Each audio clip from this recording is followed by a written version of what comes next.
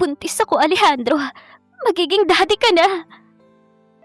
Umiiyak na saad ni Lani habang hawak ang pregnancy test kit. Sa halip na magalit ang bilyonaryo, isang matamis na ngiti ang gumuhit sa kanyang mga labi. Sa wakas, ang pangarap niyang magkaanak na hindi maibigay ng kanyang asawang si Nadine sa loob ng 7 taon ay nagkatotoo na. Hihiwalayan ko si Nadine. Mariing desisyon ni Alejandro habang hinahaplos ang tiyan ng kanyang sekretarya. Simula ngayon, ikaw nang legal na asawa ko. Labis ang sakit na ibinigay ni Alejandro kay Nadine nang pinapirma siya nito ng divorce paper at itinapo na parang basura. Pero makalipas ang 4 na taon, hindi inaasahan ni Alejandro na makikita niya ang dating asawa na may kasamang quadruplets na bata. Magandang araw, Angels. Isang full story ang nais kong ibahagi sa inyo na siguradong magbibigay kilig at inspirasyon sa bawat isa. Pero bago tayo magpatuloy, kung bago ka pa lamang sa ating channel ay paki-like po ng ating video at paki-click din ang subscribe button. Gayon din ang bell icon para lagi kayong updated sa mga parating ko pang uploads. Buntis ako, Alejandro. Ang 4 na salitang yon ay tila bagay na nagpagulo sa puso ni Alejandro Valdemor. Napatigil siya sa paglagok ng hawak niyang wine glass. Dahan-dahan niyang ibinaba ang baso sa mamahaling glass table at itinuon ang kanyang paningin sa mga mata ng babae. Si Lani, ang kanyang sekretarya. At ang babaeng lihim niyang kinakasama sa nakalipas na 2 taon ay nakatayo sa harap niya. Nanginginig ang mga kamay nito habang hawak ang isang pregnancy test kit. Bugto ang mga mata nito. Pahiwatig na umiyak ito bago pa man lumabas ng banyo. Anong sinabi mo, Lani? Pabulong na tanong ni Alejandro. Tila hindi pa nagsisink in sa kanyang utak ang kanyang narinig. 2 buwan na, Alejandro. Magiging tatay ka na. Umiiyak na sagot ni Lani. Lumapit ito sa kanya at lumuhod sa harapan ng kanyang swivel chair. Hawak ang kanyang mga kamay. Patawarin mo ako. Alam ko may asawa ka. Alam kong kasalanan ito. Pero hindi ko kayang alisin ang bata. Ito ang bunga ng pagmamahalan natin. Pero sa halip na magalit, unti-unting gumuhit ang isang ngiti sa mga labi ni Alejandro. Isang ngiti na matagal nang hindi nakikita sa kanyang muka. Pangarap niya ang magkaanak.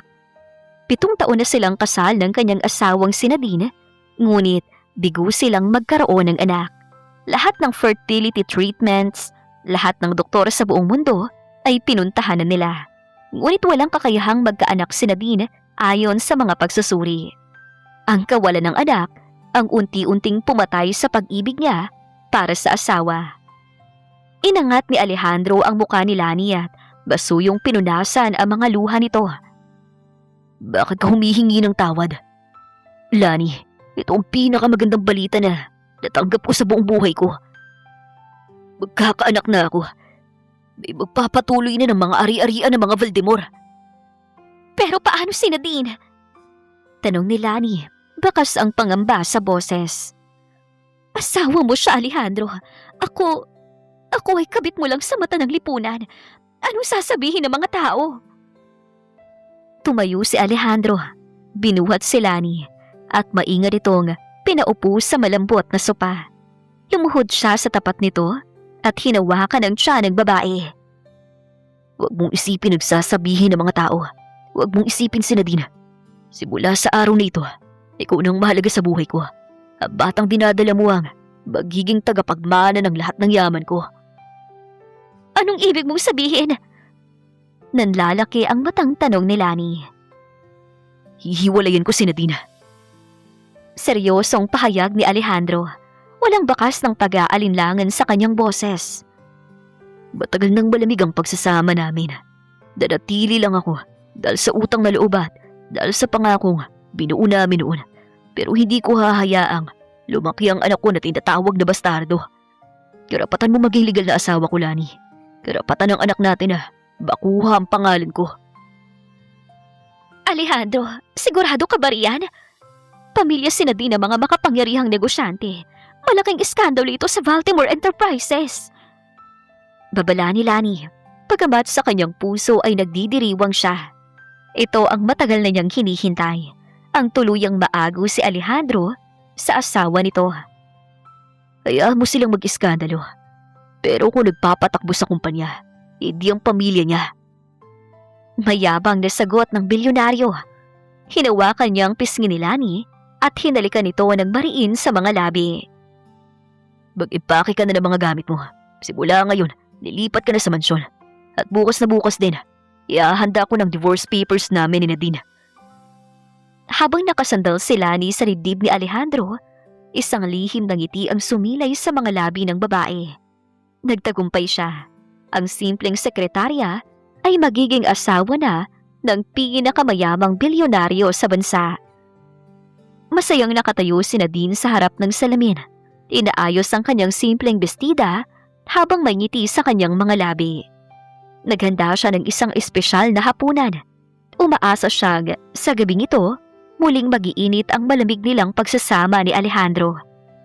Sa kabila ng mga bulong-bulungan at ng unti-unting paglayo ng loob ng asawa, nanatili siyang tapat at mapagmahal. Narinig niya ang tunog ng pinto. Mabilis siyang bumaba sa grand staircase ng mansyon. Ngunit napatigil siya nang makitang hindi nag-iisa ang asawa. Kasunod ni Alejandro ang sekretarya nitong si Lani, na may bitbit pang maleta at may bakas ng mayabang ngiti sa mga labi. Alejandro, bakit andito siya? Bakit may dala siyang maleta? Nagtatakang tanong ni Nadine. Pilit na pinapakalma ang mabilis na kabog ng kanyang puso. Hindi sumagot si Alejandro. Sa halip, naglakad ito patungo sa hapagkainan. Kinuha ang isang makapal na brown envelope mula sa kanyang mamahaling leather bag at inilapag ito sa mesa. Nadine, paupo tayo. Kailangan nating mag-usap. Lumapit si Nadine. Ang kanyang mga mata ay nagpabalik-balik sa asawa at kay Lani. Tungkol saan ito, Alejandro? At bakit narito ang sekretarya mo sa ganitong oras? Hindi na siya sekretary lang, Nadine. Malamig na saad ni Alejandro. Tiningnan niya ang asawa ng walang bakas ng emosyon. Yan ang mga dokumento para sa ating diborsyo. Gusto kong pirmahan mo yan, ngayon din. Tila gumuho naman ang mundo ni Nadine sa narinig. Napatakip siya sa kanyang bibig. Mabilis na nangilid ang mga luha sa kanyang mga mata. Lumapit siya sa asawa at hinawakan ang braso nito. Lumuhod sa tapat ng lalaking 7 taon niyang inalagaan at minahal. Please, don't do this to me, Alejandro. Naging mabuti akong asawa sa iyo. Minahal kita ng higit pa sa buhay ko. Lahat ng pagkukulang ko, pinilit kong punan. Bakit mo ako sinasaktan? Pagmamakaawa ni Nadine habang umaago sa mga luha sa kanyang pisngi. Ngunit tinabig ni Alejandro ang kanyang mga kamay. Walang bakas ng awa sa mukha ng bilyonaryo. Naging mabuti ka nga, Nadine. Pero hindi sapat ang kabaitan para mabigyan ako ng pamilya. 2 taon na kaming may relasyon ni Lani. At ngayon, buntis siya. Magkakaanak na ako. Parang tinamaan ng matulis na bagay ang puso ni Nadine. Tumingin siya kay Lani na ngayon ay hawak-hawak ang tiyan nito na tila ba inosente. 2 taon? Alejandro, nagawa mo kong lukuhin sa loob ng 2 taon? All this time, isa ka lamang dekorasyon na isinasama ko sa mga party para sa negosyo. Seryoso na wika ni Alejandro.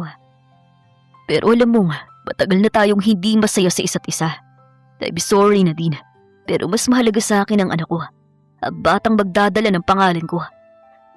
Ang sakit at bighati sa puso ni Nadine ay biglang napalitan ng nag-aalab na puot. Tumayo siya ng tuwid. Pinunasan ang kanyang mga luha at bago pa man makakilo si Alejandro, isang malakas na sampal ang dumapo sa pisngi ni Alejandro na nag-iwan ng pulang marka. Pagsisisihan mo ang ginawa mo sa akin, Alejandro. Pagsisisihan mo ito habang buhay. Bago pa makasagot ang bilyonaryo, mabilis na humakbang si Nadine patungo kay Lani. Bago pa man makailag ang babae. Yan ang para sa pagsira ng pamilya ko. Gigil na sigaw ni Nadine kay Lani na napahawak sa namumulang pisngi habang nagtago sa likod ni Alejandro. Nanginginig sa galit, hinarap ni Nadine ang mesa. Kinuha niya ang ballpen at mabilis, walang pag-aalinlangang nilagdaan ng divorce papers. Pagkatapos ay inihagis niya iyon sa harap ni Alejandro. "Manang Selena!" Sigaw ni Nadine sa kanilang matapat na katulong. "Ihanda mo ang lahat ng gamit ko. Ngayon din!" Habang mabilis na nilalagay ang kanyang mga damit sa maleta, walang tigil sa pag-agos ang mga luha ni Nadine. Ngunit ang bawat patak nito ay tila nagpatigas sa kanyang puso. Nang pababa na siya bitbit ang kanyang mga gamit, nilampasan niya ang dalawa nang hindi man lang sila tinapunan ng tingin. Paglabas niya ng mansyon sa ilalim ng madilim na gabi, lumingon siya sandali. Ang pag-ibig na naramdaman niya kay Alejandro sa loob ng 7 taon ay tuluyan ng natunaw. At ang natira na lamang ay matinding galit at pagkamuhi na hinding-hindi niya malilimutan. Huminto ang marangyang kotse sa tapat ng naglalakihang gate ng mga Ledesma. Bumukas ang pinto at lumabas si Nadine ng hihina. Ang gabi ay malamig, ngunit mas malamig ang pakiramdam sa kanyang buong katawan habang hila-hila ang kanyang nag-iisang maleta. Sinalubong siya ng kanyang ina, si Doña Matilda, na nakaabang na sa kanya sa balkonahe kasama ang asawang si Don Pablo. "Nadine! Diyos ko, anak!" Patakbong lumapit si Doña Matilda na makita ang umiiyak na anak. Niyakap niya ito ng mahigpit habang si Nadine naman ay tuluyang humagulhol sa balikat ng kanyang ina. "Ma'am, Dad!" Hikbi ni Nadine, halos gumuho ang kanyang buong pagkatao. "Anong nangyari, Nadine? Bakit ka may dalang maleta sa ganitong oras ng gabi? Nasaan ang asawa mo?" Nag-aalalang tanong ni Don Pablo. Bakas ang otoridad at pag-aalala sa boses ng haligi ng tahanan. Inakay nila si Nadine papasok sa malawak at marangyang sala ng mansyon. Doon, habang nanginginig ang buong katawan, inamin ni Nadine ang lahat. Sinabi niya ang 2 taong panluloko ni Alejandro, ang pagbubuntis ng kabit nitong si Lani, at ang pagpapaalis sa kanya ng asawa na tila ba isa lamang siyang dekorasyong nawala ng silbi. "Napakawalang puso niya!" Galit na sumigaw si Don Pablo, sabay hampas sa lamisita na lumikha ng malakas na tunog. Pula ang mukha ng matanda sa matinding galit. 7 taon mo siyang inalagaan at prinotektahan. Tapos ay, ganito lang ang igaganti ng pamilyang Valdemor sa atin. Matilda, ihanda ang sasakyan. Haharapin ko ang lalaking yan ngayon din. Tuturuan ko siya ng leksyon. "Huwag na po, Daddy." Mabilis na pagpigil ni Nadine. Hinawakan niyang kamay ng ama habang patuloy na umaagos ang kanyang mga luha. "Pakiusap, huwag na. Pinirmahan ko ng divorce papers. Ayoko na siyang makita pa. Kahit ang marinig ang pangalan niya, hindi ko na po kaya. Tapos na kami, Dad. Hayaan nating mabulok sila sa kasalanan nila." "Pero anak, hindi pwedeng ganito na lang." Sasagot pa sana si Doña Matilda nang pigilan ito ng mahigpit na hawak ni Nadine sa kanyang kamay. "Sariwa pa ang sugat ko, Mami. Ang gusto ko lang ngayon ay ang makapagpahinga." Pabulong na saad ni Nadine. Dahan-dahang tumayo si Nadine mula sa sofa upang magtungo sa kanyang silid. Ngunit sa kanyang unang hakbang, biglang umikot ang paligid. Ang mga ilaw sa kisame ay tila sumayaw at ang lahat ay biglang nagdilim. "Nadine!" Sigaw ni Don Pablo. Buti na lamang at mabilis ang reflexes ng kanyang ama. Nasalo siya nito bago pa man tuluyang humampas ang kanyang katawan sa marmol na sahig. Nawala ng malay si Nadine habang nagkakagulo ang buong mansyon. "Matilda, tumawag ka na doktor! Ngayon din!" Sigaw ni Don Pablo habang buhat-buhat ang walang maling na anak patungo sa silid nito. Makalipas ang halos 1 oras, dumating ang kanilang pampamilyang doktor na si Dr. San Jose. Matapos suriin si Nadine at magsagawa ng mabilis na pagsusuri, lumabas ito ng silid kung saan naghihintay ang nag-aalalang mga magulang. "Dr. San Jose, anong nangyari sa anak ko? Dahil ba ito sa matinding stress?" Tanong ni Doña Matilda habang pinupunasan ng sariling luha. Ngumiti ng bahagya ang doktor. Isang reaksyon na ikinagulat ng mag-asawa. May magandang balita ako sa inyo, Don Pablo. Doña Matilda. Hindi lang stress ang dahilan ng pagkahilo ni Nadine. Siya ay buntis. Halos 2 buwan na. Tila nabingi si Doña Matilda sa narinig. Buntis? Pero 7 taon silang sumubok ni Alejandro. Sabi ng mga doktor, walang kakayahan na magkaanak ang anak ko. Maaaring nagkamali ang mga nakaraang pagsusuri. O di kaya, ngayon lang talaga ibinigay ng Diyos ang tamang panahon. Paliwanag ng doktor. Kailangan niya ng matinding pahinga dahil masela ng kanyang pagbuntis. Lalo na sa unang trimester. Nang nagising si Nadine, agad na ipinabatid ng kanyang ina ang balita. Hinawakan ni Nadine ang kanyang tiyan. Ang matinding galit na nararamdaman niya kanina ay napalitan ng isang kakaibang lakas. May buhay sa loob niya. Isang buhay na matagal niyang ipinagdasal. Ngunit dumating sa maling panahon. Nalaman ba ni Alejandro ito? Tanong ni Nadine. Gulat at kaba ang namamayani sa kanyang puso. Hindi anak, at wala kaming balak sabihin sa kanya. Pagkatapos ng ginawa niya sa iyo. Mariing sagot ni Don Pablo. Tumingin si Nadine sa bintana. Tanaw ang madilim na kalangitan. Doon ay nakabuo siya ng isang matatag na desisyon. Ayokong malaman niya to, Daddy. Kapag nalaman niya, kukunin niya sa akin ang anak ko. Hindi ko hahayaang lumaki ang sanggol na ito sa poder ng isang lalaking manloloko. Hinarap niya ang kanyang mga magulang. Aalis ako ng bansa. Sa Canada ako maninirahan. Doon ko isisilang at palalaking mag-isang anak ko. Malayo sa anino ni Alejandro Valdemor. 4 na taon ang mabilis na lumipas. Sa loob ng mansyon ng mga Valdemor, ang katahimikan ay madalas na sinusundan ng basag na mga baso at malalakas na sigawan. Walang bakas ng kaligayahan sa pagitan ni na Alejandro at Lani. Kasalanan mong lahat ng Lani. Kasalanan mo! Galit na isinigaw ni Alejandro habang itinatapon ng mga papeles sa kanyang mesa. Bakit ako ang isisisi mo, Alejandro? Umiiyak na ganti ni Lani habang nakahawak sa kanyang dibdib. Aksidenteng nangyari noon. Hindi ko sinasadyang mahulog sa hagdan. Aksidente? O kapabayaan? Lumapit si Alejandro. Ang kanyang muka ay pulang-pula sa matinding puot. Sa resto bar ka nung gabing yun, Lani. Nagpakalasing ka kahit alam mo nagbubuntis ka. Dahil sa kakulangan mo ng pag-iingat, nawala ang anak ko. Ang kaisa-isang anak na pinangarap ko. Nawala dahil sa bisyo mo. Hindi ko sinasadyang nangyari sa anak natin. Nasasaktan din ako, Alejandro. Humahagulhol na saad ng babae.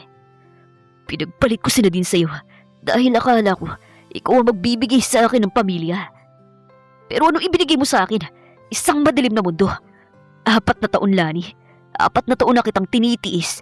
Pero tuwing tinitingnan kita, ang nakikita ko lang ay ang pumatay sa pangarap ko. Mabilis na tinalikuran ni Alejandro ang umiiyak na asawa at lumabas ng bahay. Sa bawat sulok ng mansyon, tila naririnig niya ang mga bulong ng nakaraan. Ang mga paalala ng tapat at tahimik na pagmamahal ni Nadine na kanyang itinapon para sa isang mali na pangarap. Samantala, sa kabilang dako ng bansa, sa napakagandang lungsod ng Vancouver, Canada, ang hanging malamig ay napupuno ng malalakas na tawanan ng mga bata. Sa loob ng isang marangyang modernong bahay, 4 na maliliit na anghel ang sabay-sabay na tumatakbo patungo sa pinto. Tito Oscar! Sabay-sabay na sigaw ng 4 na bata. Bumukas ang pinto at iniluwan nito si Oscar Ramos, isang makisig, matangkad at matagumpay na Pilipinong negosyante sa Canada. May dala itong malaking kahon ng mga laruan at tsokolate. Agad siyang lumuhod para salubungin ang yakap ng mga quadruplets. Dahan-dahan mga kampyon. Tuwang-tuwa ni saad ni Oscar habang binubuhat ang dalawa sa kanila. Lexter, Alexander, huwag niyo munang hilahin ang polo ko. At kayong dalawang magagandang prinsesa, Trisha at Chloe, para sa inyo mga tsokolate ito. Yay! Thank you, Tito Oscar! Masayang sabi ng 4 na taong gulang na si Trisha habang humahalik sa pisngi ng lalaki. Lumabas naman si Nadine mula sa kusina. Nakasuot ng simpleng kasuotan Ngunit baka sa kanyang muka ang labis na kagandahan at kapanatagan. Siya ngayon ay isa ng matagumpay na businesswoman na nagpapatakbo ng sarili niyang kumpanya sa Canada. Sa tulong na rin ng kanyang pamilya. Oscar, pinalalaki mo na naman ang ulo ng mga anak ko sa mga regalo mo. Nakangiting saway ni Nadine habang lumalapit sa kanila. Para sa mga paborito kong baby, baka naman pwedeng maging mga anak balang araw. Walang problema kahit anong regalo. Makahulugang sagot ni Oscar, sabay tingin ng diretso sa mga mata ni Nadine. Namula naman ang mga pisngi ni Nadine. Alam niya ang nararamdaman ng lalaki. 3 taon na itong masugid na naliligaw sa kanya. Naghihintay na buksan niyang muli ang kanyang puso. Si Oscar ang naging katuwang niya noong mga panahong hirap na hirap siya sa pag-aalaga sa 4 na sanggol. Mga bata, pumunta muna kayo sa playroom niyo. May pag-uusapan lang kami ni Tito Oscar niyo. Utos ni Nadine sa mga anak. Opo, Mami! Masanuring sagot ng mga bata bago nagdetakbong bitbit ang kanilang mga bagong laruan. Nang makaupo sa sofa, iniabot ni Oscar ang isang pumpo ng mga sariwang rosas kay Nadine. Para sa pinakamagandang ina na nakilala ko. Salamat, Oscar. Lagi mo na lang akong ginugulat. Sagot ni Nadine habang inaamoy ang mga bulaklak. Nadine, 4 na taon nang lumipas mula nang dumating ka rito. Seryosong pambungad ni Oscar. Hinawakan niyang isang kamay ng babae. Minahal kita mula nung unang araw na makita kita. Minahal ko rin ang mga anak mo na parang tunay kong anak. Kailan mo ba ako bibigyan ng pagkakataon na maging opisyal na haligi ng pamilya mo?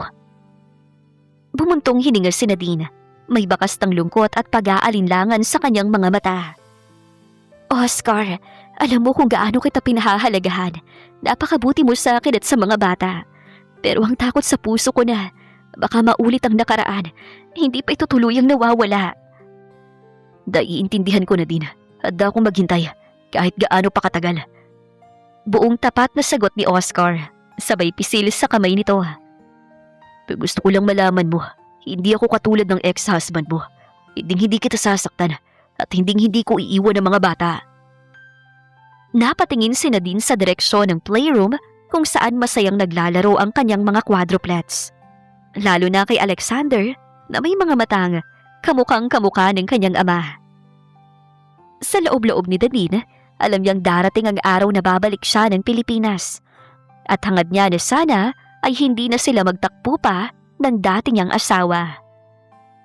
Lumipas pa ang ilang buwan at unti-unti nang nararamdaman ni Nadine ang tuluyang paggaling ng kanyang mga sugat mula sa nakaraan. Biyernes ng gabi, nagulat siya na makitang madilim ang buong mansyon pagka-uwi niya mula sa opisina. Pagkabukas niya ng pinto, sumalubong sa kanya ang maliliit na ilaw ng mga kandila na nakahanay patungo sa hardin. Mommy, dito po! Bulo ng isang maliit na tinig mula sa dilim. Nang sundan niya ang boses, nakita niya sa Lexter, ang pinakakuya sa 4, na nakasuot ng maliit na tuxedo habang may hawak na isang pirasong pulang rosas. Lexter, anong ginagawa ninyo? Nakangiting tanong ni Nadine. Inabot ni Lexter ang rosas at ngumiti ng napakatamis. Para sa pinakamagandang mami sa buong mundo, lakad ka po, mami! Sa bawat 3 hakbang ni Nadine, may sumasalubong sa kanyang anak. Sumunod si Alexander na may bitbit ding rosas. Ang ganda mo ngayon, mami! Bagay sa yung smile mo! Sunod naman ang makulit na si Trisha na may suot na maliit na tiara. Mommy, don't cry ha! Dapat happy lang! Anito sabay abot ng pangatlong rosas. At sa dulo ng pathway, sa tapat ng isang napakagandang garden table na puno ng mga paborito niyang pagkain, nakatayo ang bunsong si Chloe na may hawak na huling rosas. Mommy, si Tito Oscar po nag-prepare ng surprise para sa'yo! Lumabas si Oscar mula sa gilid ng mga halaman. May hawak na gitara at may malawak na ngiti sa kanyang mga labi. Lumapit siya kay Nadine at kinuha ang mga rosas mula sa kamay nito para ilagay sa isang florera. Nadine, nagustuhan mo ba? Malambing na tanong ng binata. Oscar, mga bata, ano ito? Niloloko niyo ba ako? Tatawa-tawang tanong ni Nadine, bagamat may luha ng labis na kagalakan sa kanyang mga mata. Mommy, kami pong kasabot ni Tito Oscar! Sabay-sabay na sigaw ng quadruplets habang nagtatawanan at pumapalakpak. Sabi ko sa kanila, kailangan ko ng pinakamahusay na mga sundalo para tulungan ako makuha ang oo ng reyna ng buhay ko. Nakagiting biro ni Oscar habang pinapaupo si Nadine sa upuan. Pagkatapos ay lumuhod siya sa harap ng mga bata. Mga kampyon, pwede ko bang hiramin muna ang mami niyo sandali? Opo, Tito Oscar, pero dapat maging daddy ka na namin, ha? Sagot ni Alexander na ikinagulat at ikinapula ng mukha ni Nadine. Alexander? Saway ni Nadine na natatawa. Go, Tito Oscar! We love you! Sigaw naman ni Trisha bago niya hinila ang mga kapatid pabalik sa loob ng bahay para bigyan ng privacy ang dalawa. Nang maiwan silang dalawa, hinawakan ni Oscar ang magkabilang kamay ni Nadine. Tumingin siya ng diretso sa mga mata ng babae, puno ng katapatan at lalim ng emosyon. Nadine, 3 taon ako naghintay. Handa akong maghintay ng 10 taon pa kung kailangan. Panimula ni Oscar, bahagyang nanginginig ang boses sa kaba. Pero nakikita ko kung paano mo pinalalaki ang mga bata na mag-isa sa kabila ng hirap. Gusto kong maging katuwang mo, hindi lang bilang kaibigan, kundi bilang asawa mo, bilang ama ng mga quadruplets. Oscar? Bulong ni Nadine. Hayaan mong patunayan ko sa iyo na ang pag-ibig ay hindi laging nagdadala ng sakit. Hayaan mong alagaan kita, Nadine. Mahal na mahal kita. Higit pa sa sarili ko. Handa ka na bang sumugal ulit kasama ko? Natahimik si Nadine. Naalala niyang sakit na idinulot ni Alejandro. Ang mga gabi ng pag-iyak, ang pagtatraidor, ang pakiramdam na wala siyang halaga. Ngunit nang tingnan niya si Oscar, nakita niyang isang lalaking hindi kailanman nag-aalinlangan sa kanya. Isang lalaking minahal siya at ang kanyang mga anak ng buong buo. Oscar, natatakot pa rin ako. Pag-amin ni Nadine habang dahan-dahang umaagos ang isang butil ng luha. Pero mas natatakot ako na mawala ka sa buhay namin dahil sa kaduwagan ko. Huminga ng malalim si Nadine, pinunasan ang kanyang luha at binigyan si Oscar ng isang napakatamis na ngiti. Oo, Oscar, tinatanggap ko ang pag-ibig mo. Handa na akong sumugal ulit, kasama ka. Bago pa man makapagsalita si Oscar sa sobrang tuwa, biglang bumukas ang sliding door ng garden at nagtatatakbong lumabas ang 4 na bata. Tuwang-tuwa at sumisigaw ng tagumpay. Yay! Daddy Oscar na namin siya! Sigaw ni Chloe habang yumayakap sa leeg ni Oscar. Niyakap ni Oscar si Nadine at ang 4 na bata ng magkakasama. Sa sandaling yun, alam ni Nadine na natagpuan na niya ang totoong tahanan. Handang-handa na siyang harapin ang bukas saan man sila dalhin ng tadhana. Napakalaking ginahawa at ligaya ang dinala ng pag-oo ni Nadine sa buhay niya. Sa bawat araw na lumilipas matapos ng gabing yun, walang ibang ipinararamdam si Oscar kundi ang wagas na pagmamahal. Hindi lang para sa kanya, kundi higit lalo para sa 4 niyang munting anghel. Isang umaga, habang nag-aagahan sila sa pagkainan, mapayapang pinagmamasdan ni Nadine si Oscar na matyagang sinusubuan si Chloe habang nakikipagpalitan ng biruan kina Laxter, Alexander at Trisha. Daddy Oscar, look! I finished my pancakes! Mayabang na pagmamalaki ni Alexander, sabay pakita ng kanyang malinis na plato.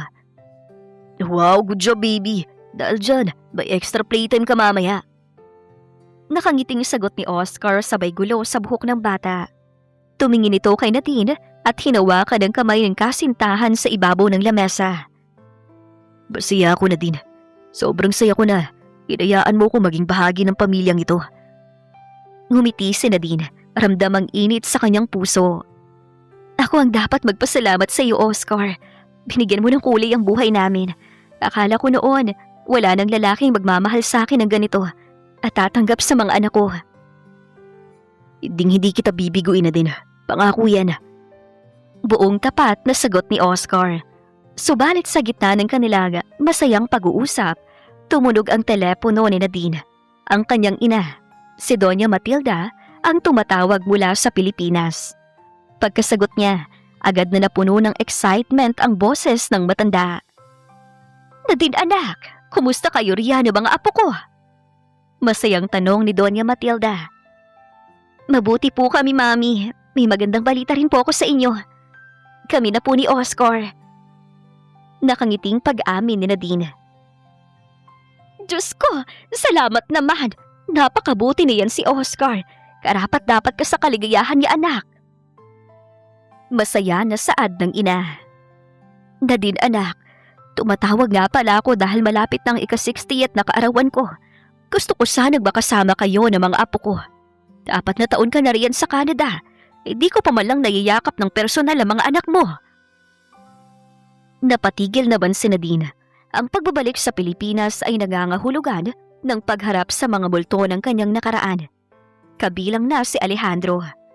Nang maibaba ang telepono, napansin agad ni Oscar ang pagbabago sa ekspresyon ng mukha ni Nadine. May problema ba, sweetheart? Bumuntong hininga si Nadine at tumingin kay Oscar.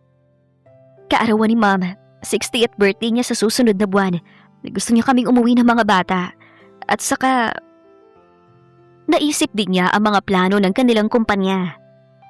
Naisip ko rin, Oscar, hindi ba't plano naman talaga nating palawakin ang negosyo natin sa Asia? Baka ito ng tamang panahon para magtayo ng branch sa Ledesma Ramos Logistics sa Pilipinas. Nabitawan ni Oscar ang kanyang tinidor at seryosong tiningnan si Nadine. Handa ka na ba, Nadine? Alam nating dalawa na kapag bumalik ka ron. Malaki ang tsansa na magtagpo ang landas ninyo ng ex-husband mo. Handa ka na bang harapin si Alejandro? Huminga ng malalim si Nadine. Naging matatag ang kanyang mga mata na dati puno ng takot. 4 na taon ang nakalipas sa Oscar. Hindi na ako mahina at kaawa-awang na din na pinalaya sa sarili niyang bansyon. Kasama kita at kasama ko ang mga anak ko. Kung magkukrus man ang landas namin, wala na akong dapat ikatakot. Daddy, Mommy, are we going to the Philippines? Biglang singit ni Lexter na nakikinig pala sa usapan ng mga matatanda. Is that where you grew up? Lumapit si Oscar sa mga bata at binuhat si Tresha. Yes, mga anak. Pupunta tayo sa Pilipinas para sa birthday ng Lola Matilda nyo. At doon na rin kami magtatrabaho ni Mami nyo. Yay! Sasakay kami sa malaking airplane! Masayang sigaw ni Tresha habang pumapalakpak. Nagkatingin na naman sina Nadine at Oscar. Sa kabila ng pananabik para sa kaarawan ng kanyang ina at sa paglago ng kanilang negosyo, may kaunting kaba pa rin nananatili sa puso ni Nadine. Ngunit sa pagkakataong ito, hindi na siya nag-iisa. Handa na niyang harapin ang bansang iniwan niya. Baon ng kanyang tagumpay, ang bagong pag-ibig at ang 4 na regalong hinding-hindi makukuha ng sino man sa kanya. Sariwang hangin ng Maynila ang sumalubong kina Nadine pagdating sa Pilipinas. Pagkababa pa lamang nila ng pribadong eroplano, pamilyar na mga mukha agad ang nakatayo sa tabi ng naglalakihang sasakyan. Mommy! Daddy! Sigaw ni Nadine habang mabilis na naglakad patungo sa kanyang mga magulang. Kasunod si Oscar at ang 4 na bata. Nadine, anak ko! Naiiyak na salubong ni Doña Matilda na agad siyang niyakap ng mahigpit. Halos ayaw na siyang pakawala ng ina. Pagkatapos ay bumaling ang matanda sa 4 na batang nahihiyang nagtatago sa likod ni Oscar. Ito na bang mga apo ko? Ang gaganda at ang gugwapo. Lola! Lola Matilda? Tanong ng mahiyaing si Tresha habang nakahawak sa laylayan ng damit ng kanyang mommy. Oo, apo. Ako ang lola ninyo. Lumuhod si Doña Matilda sa semento para yakapin ang 4 na bata. Si Don Pablo naman ay hindi napigilang mapaluha habang pinagmabasda ng mga apo. Salamat sa Diyos at ligtas kayong nakarating. Saad ni Pablo bago hinarap si Oscar. At ikaw, iho. Oscar, tama ba? Opo, Don Pablo. Magandang araw po sa inyo. Magalang nabati ni Oscar, sabay abot ng kamay nito para makipagkamay. Ngunit sa halip ay isang mahigpit na tapik sa balikatang isinalubong ng matanda. Ma'am, Dad, formal ko pong ipinapakilala sa inyo si Oscar. Nakangiting wika ni Nadine habang nakahawak sa braso ng kasintahan. Siyang lalaki nag-alaga sa amin sa Canada at siya na po ang bago kong makakasama sa buhay. Salamat, Oscar, sa pag-aalaga sa anak at mga apo ko. Halika na kayo sa mansyon. Kailangan magpahinga ng mga bata dahil bukas na ang kaarawan ng iyong ina. Kinabukasan, naging abala ang buong pamilya para sa marangyang party ni Doña Matilda na gaganapin sa isang sikat na hotel sa lungsod. Ang buong high society ng bansa, mga politiko, mga sikat na negosyante, at mga kilalang pamilya ay imbitado sa napakalaking okasyong iyon. Habang naghahanda ang pamilya Ledesma sa isang marangyang VIP resto bar naman sa tapat ng Bonifacio Global City, nakaupo si Alejandro Valdemor sa isang madilim na sulok. Hawak niya ang isang baso ng mamahaling Scotch whiskey. Tila malalim ang iniisip habang walang tigil ang paglagok ng alak. Tay Alejandro, dahan-dahan naman sa pag-inom. Baka may pinapasan kang problema. Biro ng kanyang matalik na kaibigan at kasosyo sa negosyo na si Melvin habang umuupo sa tabi niya. Wala lang to, Melvin. Nakakapagod lang sa opisina. Walang ganang sagot ni Alejandro. Ang totoo, sawang-sawa na siyang umuwi sa mansyon kung saan walang ibang ginawa si Lani kundi ang magbulyawat, humingi ng pera para sa kanyang luho. Taba, kung pagod ka, dapat mag-relax ka muna. Ani Melvin sabay kuha rin ng sariling baso. Nabalitaan mo ba? Ngayong gabi ang ika-6 na taong kaarawan ng dati mong biyanan. Si Doña Matilda Ledesma. Grande ang handaan sa Shangri-La. Napatigil si Alejandro sa pag-ikot ng yelo sa kanyang baso. Gun ba? Pabuti naman kung masiyang kaarawan niya. At may mas malaking balita, pare. Seryosong dagdag ni Melvin, sapay-tapay sa balikat ng bilyonaryo. Nakarating sa akin mula sa management ng airport. Umuwi na raw si Nadine kahapon. Kasama niyang bago niyang kasosyo, yung bilyonaryong si Oscar Ramos. Sila na raw ngayon. Parang may bumarang kung ano sa lalamunan ni Alejandro. Muntik na niyang mabitawan ang kanyang baso. Umuwi si Nadine at may kasama siyang ibang lalaki. Oo, pare. At ang balita sa business world, hindi na raw yung mahinag na din ang bumalik. Isa na siyang matagumpay na businesswoman sa Canada at balak nilang magtayo ng malaking branch dito. Sayang nga, pare, kung hindi mo lang siya pinalitan kay Lani. Sana kayo pa rin na magkasama ngayon sa tagumpay. Nang marinig ang pangalan ni Nadine, biglang may kakaibang pintig na naramdaman si Alejandro sa kanyang puso. Isang matinding piga at bigat sa puso na matagal na niyang hindi nararamdaman. 4 na taon na niyang sinubukan na burahin si Nadine sa kanyang isip. Ngunit sa tuwing maaalala niya kung paano niya ito saktan at tinalayas para sa isang pangarap na magkaanak, hindi niya mapigilang makaramdam ng matinding panghihinayang. Nadine, buhi ka na pala. Sa isip-isip ni Alejandro, habang nakatitig sa kawalan, ang puso niya ay biglang napuno ng pananabik at lungkot na hindi niya maipaliwanag. Naaalala niya ang maamong mukha ng dating asawa, ang mga panahong tapat itong naghihintay sa kanya sa bahay. Melvin, tawag ni Alejandro sa kaibigan. Pabulong, ngunit may determinasyon sa boses. May imbitasyon ka ba sa party ni Doña Matilda? Meron, pare. Bakit? Huwag mo sabihing pupunta ka. Gulat na tanong ni Melvin. Oo, pupunta ako. Mariing sagot ni Alejandro, sabay ubos sa natitirang alak sa kanyang baso. Gusto kong makita si Nadine. Nagliliwanag ang hotel ng Shangri-La. Ang mga kristal na chandelier habang ang tugtog ng biolin ay marahan na bumabalot sa marangyang pagtitipon.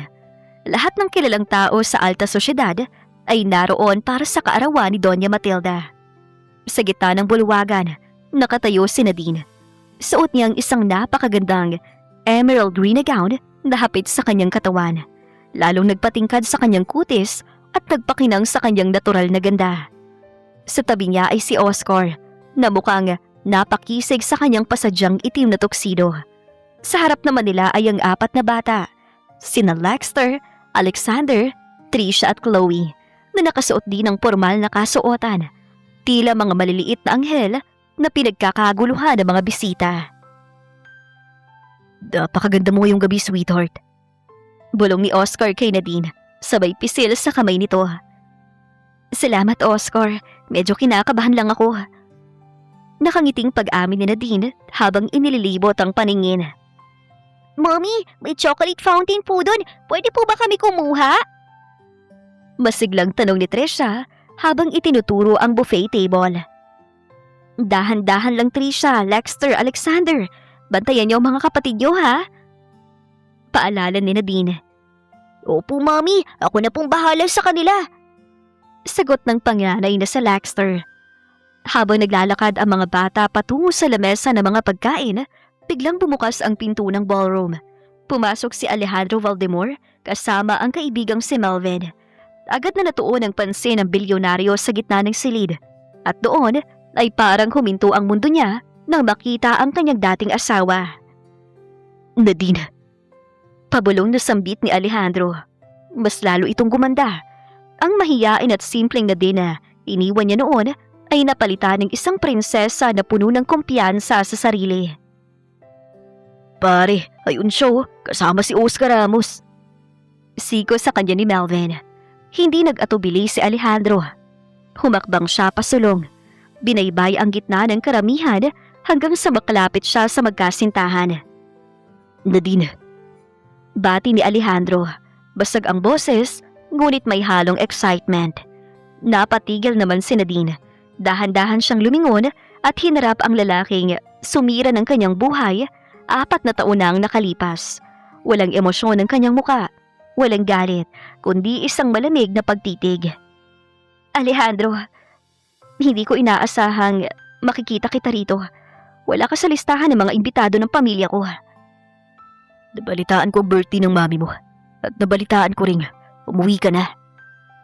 Uwi ka ni Alejandro. Pilit na iniiwasan ng matalim na tingin ni Oscar na nakatayo sa tabi ni Nadine. Gusto ko lang sana na magkamustahan tayo. 4 na taon nang lumipas. Sino siya, Mami? Isang maliit na tinig ang bumasag sa tensyon. Lumapit si Alexander mula sa buffet table. Hawak ang isang plato ng pagkain at tumayo sa tabi ni Nadine. Nang tumingin si Alejandro sa ibaba para tingnan ng bata, parang binuhusan siya ng malamig na tubig. Ang mukha ng 4 na taong gulang na batang lalaki, ang mga mata nito, ang hugis ng ilong at ang bagsak ng buhok nito ay kamukhang kamukha niya noong bata pa siya. Tila ba nakatingin si Alejandro sa sarili niyang salamin? Anak, sinong batang to, Nadine? Nauutal na tanong ni Alejandro. Biglang bumilis ang tibok ng kanyang puso. Bago pa makasagot si Nadine, sunod-sunod nang lumapit ang 3 pang bata. Sina Lexter, Trisha at Chloe. Mommy, sino po siya? Tanong ni Lexter. Lalong nagulantang si Alejandro. Ang 2 batang lalaki at 2 batang babae ay magkakahawig. At ang 2 lalaki, parehong-pareho ng kanyang mga mata. Nadine, huwag mong sabihin... Napahawak si Alejandro sa kanyang dibdib. Hindi makapaniwala. Sila ba? Sila ba ang mga anak ko? Quadruplets? Humakbang si Oscar at hinarap si Alejandro. Tinakpa ng mga bata sa likod nito. Mr. Valdemor, akong kinikilalang ama ng mga batang ito. At para sa kaalaman mo, wala kang karapatang tawagin silang sayo pagkatapos ng ginawa mo kay Nadine. Hindi, Nadine, kausapin mo ako. Sigaw ni Alejandro na nakuha na ang pansin ng ilang mga bisita. Sabi ng mga doktor, wala kang kakayahan na magkaanak. Paano nangyari to? 4 na taon mo silang naitago sa akin. Malamig na ngumiti si Nadine. Tumingin ang diretso sa nangangatal na mga bata ng dating asawa. 2 taon mo ding itinago sa akin ang relasyon ninyo ng sekretary mo. Saka, hindi ako baog, Alejandro. Ang sabi ng doktor noon, maselan lang ang matres ko at dahil sa matinding stress na ibinigay mo sa akin, kaya hindi tayo magkaanak. At noong gabing pinalayas mo ako para sa babae mo, doon ko nalaman na buntis ako. Nanghina ang mga tuhod ni Alejandro. Ang katotohanan ay tila dumurog sa kanyang buong pagkatao. Pero, bakit hindi mo sinabi sa akin? Karapatan kong malaman. Sigaw ng bilyonaryo. May luha na ng pagsisisi sa kanyang mga mata. Karapatan? Sarkastikong tugon ni Nadine. Nawalan ka na ng karapatan. Noong sabihin mong dekorasyon lang ako at mas mahalaga sa'yo ang anak niyo ni Lani. Ngayon, Alejandro, tingnan mo silang mabuti. Silang pangarap na itinapon mo dahil sa kawalan mo ng pasensya at katapatan. Inakay ni Nadine ang mga bata habang si Oscar naman ay sumabay sa kanya. Halika na mga anak. Daddy Oscar, let's go. Masyadong mabaho ang hangin dito. Naiwang nakatayo si Alejandro sa gitna ng ballroom. Tulala, lumuluha at pinaliligiran ng mga bulong ng mga tao. Ang kanyang pinapangarap na pamilya ay naroon na, ngunit hawak na ng ibang lalaki. Isang mamahaling vase ang humampas sa pader ng mansyon ng mga Valdemor. Nanginginig sa galit si Alejandro. Gulo-gulo ang buhok at luha ang humarap kay Lani na noon ay gulat na nakatayo sa sala. Alejandro, ano nangyayari sa'yo? Bakit ka nagwawala? Takot na tanog ni Lani. Kasalanan mong lahat ng to! Bulyaw ni Alejandro habang itinuturo ang asawa. Dahil sa'yo, itinapon kong totoong pamilya ko. Alam mo ba kung ano nakita ko sa party? Si Nadine, may 4 na anak. Quadruplets, Lani. At kamukhang-kamukha akong 2 lalaki. Nalaki naman ang mga mata ni Lani. Biglang namutla. 4? Paanong? Sinira mo ang buhay ko. Kung hindi dahil sa panunukso mo, hindi ko palalayasin si Nadine. Sana akong kasama ng mga anak ko ngayon. Gigil na sigaw ni Alejandro bago mabilis na umakyat sa kanilang kwarto. Kinabukasan, hindi na nag-aksaya ng panahon si Alejandro. Kahit may hangover, sumugod siya sa mansyon ng mga Ledesma. Sapilitin siyang pumasok sa gate. Nadine, kausapin mo ko. Lumabas ka riyan. Mga anak ko rin sila. Sigaw ni Alejandro sa tapat ng pinto. Bumukas ang pinto at iniluwa nito si Nadine. Kasunod si Oscar na madilim ang muka. Umalis ka na, Alejandro. Wala kang space dito. Malamig na banta ni Nadine. Hindi ako aalis hanggat hindi mo ibinibigay sa akin ang mga anak ko. Tugot pawis kong dumadaloy sa kanila, Nadine. Akong biological father. Sigaw ni Alejandro. Lalapit sana kay Nadine, ngunit mabilis na humarang si Oscar. Huwag mo siyang lalapitan, Valdemor. Mariing utos ni Oscar.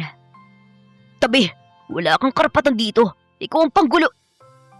Isang malakas na suntok ang pinakawala ni Oscar na tumama sa panga ni Alejandro, dahilan upang matumba ito sa sementadong daan. Napahawak si Alejandro sa kanyang labi. Gulat na napatingin kay Oscar. Bakinig ka sa akin, Valdemor. Galit na sabi ni Oscar habang hinihila ang kwelyo ng nakatumbang si Alejandro. Akong nagpuyat noong may sakit sila. Akong nagpalit ng diaper nila. Akong tinatawag nilang daddy. Tabang ikaw ay nagpapakasarap kasamang babae mo. Isa kang basura na lamang sa buhay nila ngayon. Kaya kung ako sa'yo, tigilan muna ang mga bata at si Nadine. Tumayo naman si Nadine at hinawakan ang balikat ni Oscar para pakalmahin ito. Tumingin siya kay Alejandro ng may pandinding pandidiri. Narinig mo si Oscar, Alejandro. Naging mabuting asawa ko sa iyo noon, pero itinapon mo ko na parang basahan. May panginginig sa boses ni Nadine, ngunit puno ng paninindigan. Hinding-hindi mo mahahawakan ang mga anak ko. Para sa kanila, wala ng biological father nila. Inakay nila din si Oscar pabalik sa loob ng mansyon at marahas na isinara ang pinto. Iniwan si Alejandro na nakaluhod sa semento, sugatan ng puso. Dahan-dahang tumayo si Alejandro. Pinunasan ng dugo sa kanyang labi gamit ang likod ng kanyang kamay. Ang kanyang galit ay napalitan ng isang mapanganib na determinasyon. Hindi pa tayo tapos na din. Pabulong na pangako ni Alejandro habang nakatitig sa saradong pinto. Ayaw mo ibigay sa akin ang mga anak ko sa mabuting usapan.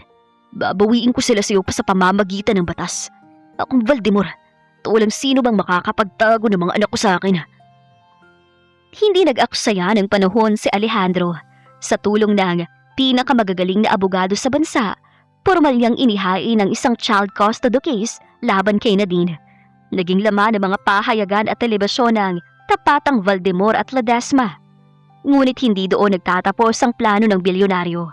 Nais siyang makita ang mga bata ng personal.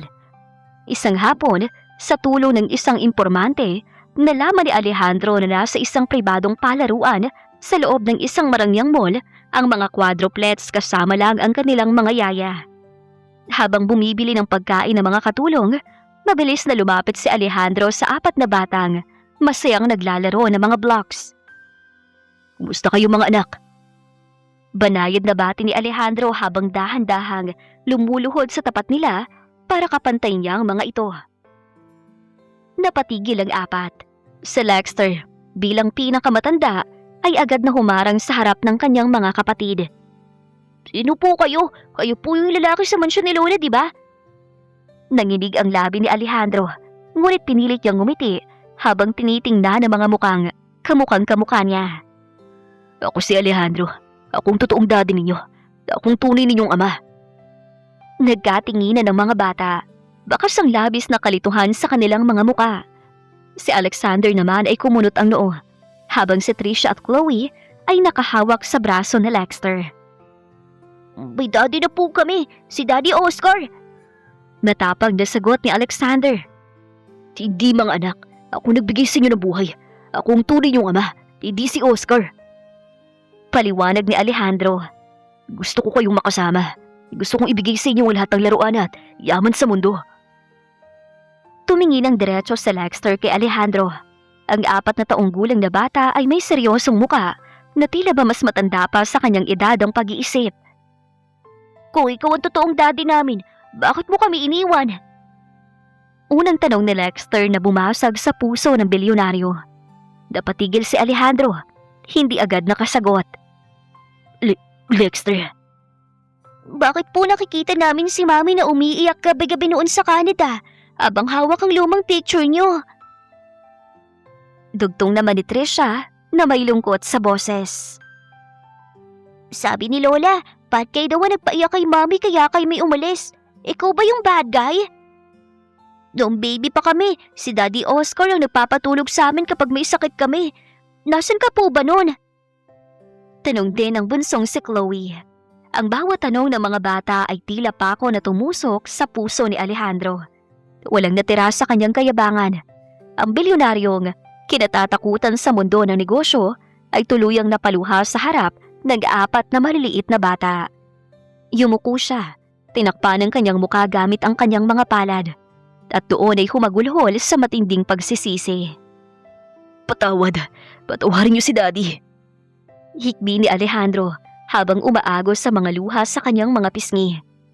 Naging makasarili ako. Naging masama akong asawa sa mami niyo. Napakalaking pagkakamali ng nagawa ko.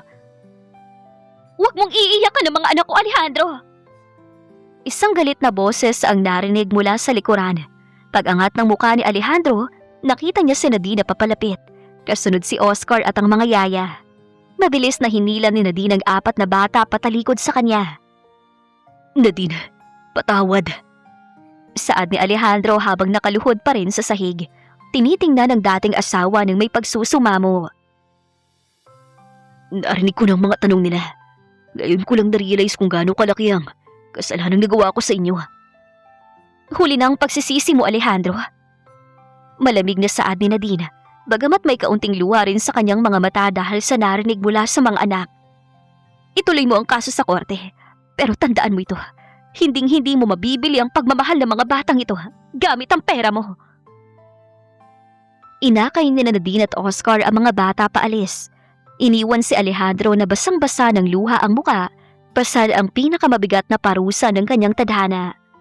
Sumasayaw ang liwanag ng buwan sa mga basyong bote ng alak sa sala nang pumasok si Alejandro. Bagsak ang kanyang mga balikat, gulo-gulo ang buhok at amoy na amoy ang hininga ng alak. Ang mga salita ng kanyang mga anak sa palaruan ay paulit-ulit na umaalingaw-ngaw. Tila latigo na nagiiwan ng sugat sa kanyang konsensya. Lasing ka na naman? Bungad ni Lani na pababa ng hagdan, salubong ang mga kilay. Araw-araw na lang, Alejandro. Kailan ka ba magbabagong buhay? Tumahimik ka, Lani. Bulyaw ni Alejandro sabay bagsak ng sarili sa upuan. Wala kang alam. Wala kang alam sa sakit na nararamdaman ko. tuwing tinitingnan ko ang mga anak ko na ibang lalaking tinatawag nilang daddy. At ako, akala mo ba wala akong nararamdaman? Singhal ni Lani. Lumapit ito at hinarap ang asawa ng may lumuluhang mga mata. Hindi lang ako ang may kasalanan ng paghihiwalay niyo ni Nadine, Alejandro. Lalo na nung mawalan tayo ng anak. Ina ako, Alejandro, at mas masakit sa akin ang nangyari. Natigilan si Alejandro sa narinig. Tila napipi ang bilyonaryo habang nakatitig sa umiiyak na asawa. Akala mo ba, ginusto ko ang maaksidente? Hikbi ni Lani. Gumuho ang mata rin itong anyo. Sinubukan ko rin naman eh. Pero gabi-gabi mo kong sinisisi. Gabi-gabi mong ipinamumuka sa akin na kasalanan ko kung bakit wala tayong pamilya. Naitikom ni Alejandro ang kanyang bibig. Naalala niyang sinabi ng mga anak niya kahapon. Kung ikaw ang daddy namin, bakit mo kami iniwan? At ngayon, ang mga sumbat naman ni Lani ang nakaharap sa kanya. Sa unang pagkakataon sa loob ng maraming taon, tuluyang nagising ang kanyang konsensya. Aminado siya sa kanyang sarili. Siya ang may kasalanan ng lahat ng ito.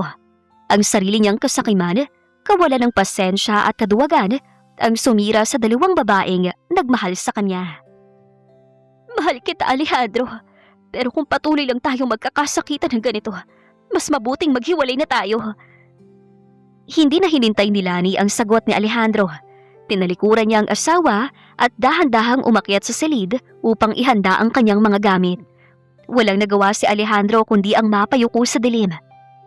Kinabukasan, pag-uwi niya galing sa isang maagang meeting sa opisina, sinalubong siya ng isang nakabibinging katahimikan.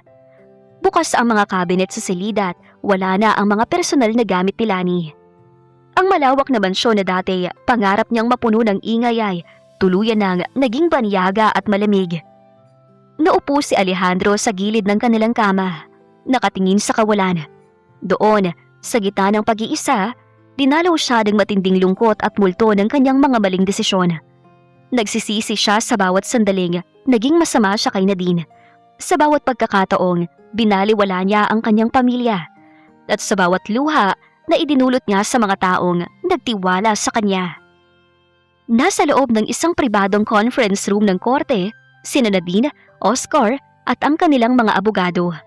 Mabigat ang paligid habang hinihintay ang pagdating ni Alejandro at ng legal team nito para sa susunod na pagdinig ng child custody case. Bumukas ang pinto at pumasok si Alejandro. Ngunit laking gulat ni Nadine at Oscar nang makitang wala itong kasamang mga abogado. Mukha siyang pagod, ngunit may kapanatagan sa kanyang mga mata na matagal nang nawala sa lalaki. Naupo si Alejandro sa tapat ni Nadine. Huminga siya ng malalim bago inilapag ang isang pirmadong dokumento sa ibabaw ng lamesa. Ano to, Alejandro? Ano bagong laro ito? Seryosong tanong ni Oscar habang pinoprotektahan si Nadine sa kanyang tabi. Tumingin si Alejandro kay Oscar pagkatapos ay kay Nadine. Didihiling ko sa abogado ko na i-withdraw ang child custody case laban sa inyo. Binabawi ko na ang kaso. Pirma ko na lang ang kailangan para tuluyang itapon ang demanda. Nanlaki ang mga mata ni Nadine sa labis na gulat. Bakit, Alejandro? Akala ko ba gagamitin mong lahat ng kapangyarihan mo para bawiin ang mga bata? Gusto ko, Nadine. Gustong gusto ko. Pag-amin ni Alejandro habang nanginginig ang boses. Pero narealize ko na kung ipagpapatuloy ko ito, lalo ko lang kayong sasaktan. Lalo ko lang ilalayo mga bata sa akin. Ang pagmamahal ay hindi ipinaglalaban sa korte sa pamamagitan ng pagpipilit. Tumingin ng diretso si Alejandro sa mga mata ng kanyang dating asawa. May lumuluhang mga mata. Nagmamakaawa siya. Nadine, patawarin mo ko. Patawarin mo ko sa 7 taon nating pagsasama na ginawa kitang dekorasyon. Sa 2 taon kong pagtataksil at sa pagpapalayas ko sa iyo. Ang nais ko lang naman ay magkaroon ng matatawag na anak. Naging bulag ako sa pangarap ko. Hindi ko nakita na nasa harap ko na palang lahat. Yumuko si Alejandro. Isang hiling lang ang gusto ko, Nadine.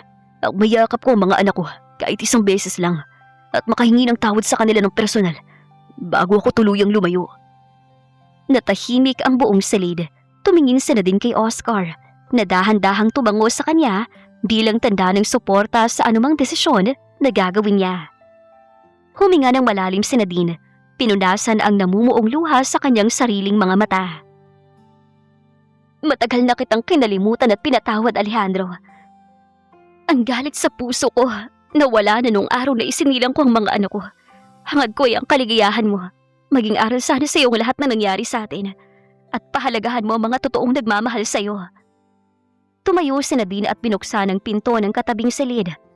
Doon ay naghihintay ang mga quadruplets kasama ang kanilang yaya. Lexter, Alexander, Tricia, Chloe, hali kayo rito mga anak. Tawag ni Nadine. Mabilis na lumapit ang 4 na bata. Tumingin sila kay Nadine. Pagkatapos ay kay Alejandro na kasalukuyang nakaluhod na sa sahig habang patuloy na umiiyak. Pinalapit ni Nadine ang mga bata kay Alejandro. Senyas niya sa mga ito na maaari silang lumapit. Dahan-dahang lumapit sa Lexter, kasunod ang kanyang 3 kapatid. Nang maramdaman ni Alejandro ang maliliit na kamay na humawak sa kanyang balikat, hindi na niya napigilan ang kanyang sarili.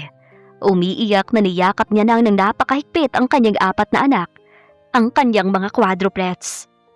Sorry mga anak ko. Paulit-ulit na bulong ni Alejandro sa gitna ng kanyang paghagulhol. Hinawakan ng panganay na si Lexter ang mukha ng kanyang biological father at pinunasan ang mga luha nito gamit ang maliit nitong kamay. Don't cry na po, Papa. Dahil pinatawad ka na ni Mami, pinapatawad ka na rin po namin. Opo, Papa. Be a good boy na po, ha? Dagtong naman ni Tricia na nagpangiti kay Alejandro sa gitna ng kanyang pagluha. Hindi na napigilan na yakapin ni Alejandro ang kanyang mga anak na yumakap din sa kanya ng mahigpit. Mula sa likuran, pinagmamasdan naman ni Nadine ang eksena. May matamis na ngiti sa kanyang mga labi na sumandal siya sa dibdib ni Oscar.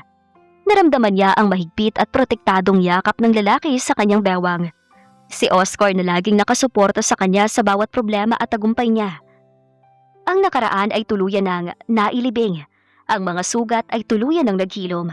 At sa gitna ng silid na yon, natagpuan ng bawat isa ang kani-kanilang kapayapaan at bagong simula. Mabilis na lumipas ang ilang buwan. Ang dating magulong takbo ng buhay ni Nadine at Alejandro ay napalitan ng pambihirang katahimikan at kapanatagan. Mas lalo pang lumago ang kumpanyang itanayo ni Nadine at Oscar sa Pilipinas. Dahilan upang kilalanin sila bilang isa sa mga pinakamatagumpay na negosyante sa bansa. Isang gabi, inakala ni Nadine na may dadaluhan silang simpleng business dinner ni Oscar sa isang sikat na restaurant sa Tagaytay. Ngunit pagpasok niya, laking gulat niya na makitang walang ibang bisita kundi ang kanyang mga magulang na sina Don Pablo at Doña Matilda, kasama ang kanyang 4 na anak. Surprise, Mommy! Sabay-sabay na sigaw ni Lexter, Alexander, Tricia at Chloe. Ang mga bata ay may hawak na malalaking signboard na may nakasulat na, Will you marry Daddy Oscar? Napatakip ng bibig si Daddy habang dahan-dahang lumuluhod si Oscar sa kanyang harapan. May hawak na isang napakagandang diamond ring. Nadine, sa harap ng mga magulang mo at ng 4 nating anghel. Panimula ni Oscar na may panginginig sa boses ngunit puno ng pag-ibig ang mga mata. Gusto kong ibigay ang buhay ko para alagaan at mahalin kayo. Will you marry me, my love? Buong pagmamahal na tanong ni Oscar. Oo, Oscar, kahit saang simbahan, pakakasalan kita. Umiiyak na sagot ni Nadine habang isinusuot ni Oscar ang singsing na sinundan ng malakas na palakpakan at hiyawan ng kanilang pamilya. Dahil sa bagong kapayapaan sa puso ni Nadine, pumayag na rin siyang madalo ni Alejandro ang mga bata tuwing Sabado. Noong unang Sabado ng kanilang pagkikita sa isang parke, hindi mapaglagyan ng saya ni Alejandro habang kalaro ang mga anak. Salamat Nadine, hindi ko akalain na hayaan mo pa akong makasama sila. Taos-pusong pasalamat ni Alejandro habang pinapanood si Alexander na nagpapalipad ng saranggola kasama si Oscar. Para sa mga bata ito, Alejandro, gusto kong lumaki silang buo ang pagkatao at nakikita ko naman na talagang nagbago ka na. Hindi lang ang pakikipag-ayos kay Nadine ang ginawa ni Alejandro, batid niyang may isa pa siyang taong labis na nasaktan, si Lani. Isang hapon, pinuntahan niya ito sa maliit na apartment na tinutuluyan nito. Anong ginagawa mo rito, Alejandro? Gulat na tanong ni Lani nang buksan ng pinto. Lani, dito ko para humingi ng tawad. Seryosong saad ni Alejandro habang hawak ang isang pumpo ng mga bulaklak. Naging masama akong asawa sa'yo. Isinisisi ko sa'yo lahat ng pagkakamali ko. Kung mapapatawad mo ko, gusto kong ayusin natin ang pagsasama natin. Magsimula tayo ng maayos, na walang sumbatan at walang galit. Mahal kita, Lani, at gusto kong patunayan yan sa'yo. Napaluha si Lani sa narinig at agad na sumugod ng yakap sa asawa. Patawarin mo rin ako, Alejandro. Handa akong magsimula ulit kasama ka. Makalipas ang ilang linggo, nagpasya sina Alejandro at Lani na makipagkita kina Nadine at Oscar sa isang pribadong restaurant upang tuluyang mabaon sa limot ang nakaraan. Nang mag-abot ang mga tingin ni Nadine at Lani, may kaunting ilang. Ngunit agad itong napawi nang lumapit si Lani at hinawakan na ang mga kamay ni Nadine. Nadine, patawarin mo ako. Nabulag ako sa inggit at ambisyon noon. Sinira ko ang pamilya mo. Hiyang-hiya ko sa mga nagawa ko sa iyo. Ngumiti ng bahagya si Nadine at masuyong pinisilang kamay ng babae. Ang nakaraan ay atin ang kalimutan, Lani. Pinatawad na kita. Dahil kung hindi nangyari ang lahat ng to, hindi natin matatagpuan ang mga totoong taong magpapaligaya sa atin ngayon. Tumingin si Nadine kay Oscar na nakangiti sa kanya, habang si Lani naman ay sumandal sa balikat ni Alejandro na masuyong humawak sa kanyang bewang. Dumating ang araw na pinakahinihintay ng lahat. Sa isang napakagandang simbahan sa Pagkilatan, Batangas na tinatawag na Monte Maria, magaganap ang engrandeng kasal ni Nadine at Oscar. Puno ng mga puting rosas at kumikinang na mga ilaw ang paligid. Sa gilid ng altar, nakatayo si Oscar na hindi mapigilan ang pagluha habang pinagmamasdan ang dahan-dahang paglalakad ni Nadine sa carpeted pathway. Suot ni Nadine ang isang nakasisilaw na white lace wedding gown. Hawak niya ang braso ng kanyang amang si Don Pablo, habang sa likod naman nila ay ang 4 na bata. Ang mga quadruplets ay mukhang mga munting anghel. Sina Lexter at Alexander na may suot na formal na tuxedo, habang si Trisha at Chloe naman ay may suot na magagandang gown habang naghahagis ng mga bulaklak.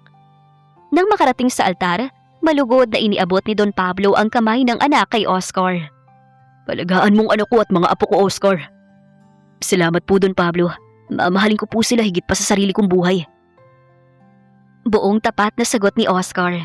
Hinawakan niya ang kamay ni Nadine at hinalikan ito. You look fantastic, my wife. And you look perfect, my husband. Nakangiting bulong ni Nadine habang pinupunasan ang luha sa mga mata ng kasintahan. Sa kalagitnaan ng seremonya nang dumating ang oras ng pagpapalitan ng vows, hinawakan ni Oscar ang magkabilang kamay ni Nadine. Nadine, tinatanggap kita at ang 4 nating anak ng buong buo.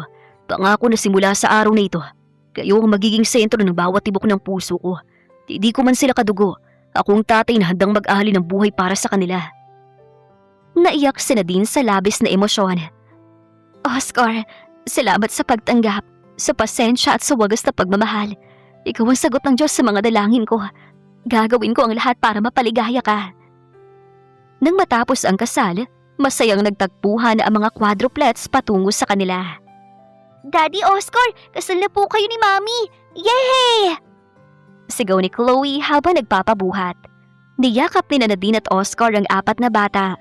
Isang larawan ng isang masayang pamilya. Sa kabilang dako ng pagtitipon, sa isang pribadong lamesa, tahimik na nakaupo sina Alejandro at Lani na imbitado rin sa kasal. Ngunit walang bakas ng lungkot o inggit sa kanila. Sa katunayan, may kakaibang ningning sa mga mata ni Lani habang masuyong hinahaplos ang kanyang tiyan. Siya ay 4 na buwan ng buntis. Masaya ako para sa kanila, Alejandro. Pabulong na saad ni Lani habang nakasandal sa balikat ng asawa. Karapat dapat si Nadine na lumigaya. Hinalika ni Alejandro ang noo ni Lani. Ako rin, Lani. Masaya ako dahil nahanap na natin ang kapayapaan natin. At masaya ako dahil sa wakas, binigyan na rin tayo ng sarili nating anghel. Tumingin siya sa tiyaning asawa. Taalagaan ko kayo. Hindi ko na uulitin ang mga pagkakamali ko noon. Alam ko, Alejandro. Nakikita ko ang pagbabago mo araw-araw. Nakangiting sagot ni Lani. Bago matapos ang gabi, lumapit si Alejandro kay Nadine at Oscar na nooy hawak ang mga baso ng champagne. Oscar, Nadine, congratulations.